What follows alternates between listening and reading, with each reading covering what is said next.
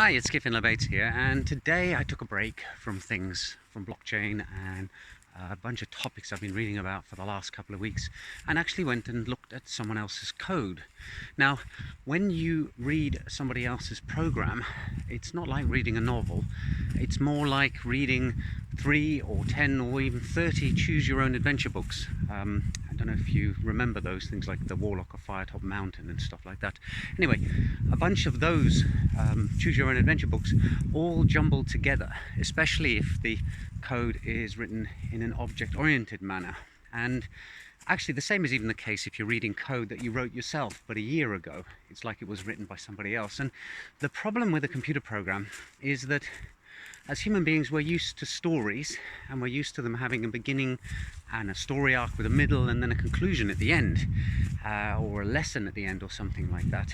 And computer code just isn't structured like that. Although it's written linearly in the editor, there are so many areas where it can jump around and things can be happening in parallel that it can be very hard to keep track of.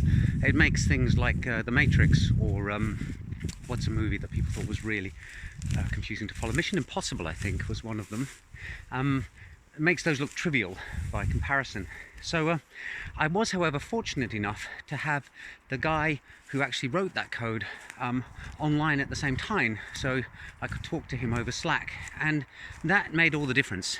If you're looking at somebody else's code and you actually have the original writer effectively sitting next to you explaining what's going on, suddenly the story stops being this random jumble that jumps around and you actually get a real story, because the programmer will be thinking about their code in terms of a story, and they'll actually sort out the order in which you need to go through it for you, and it makes it much more efficient.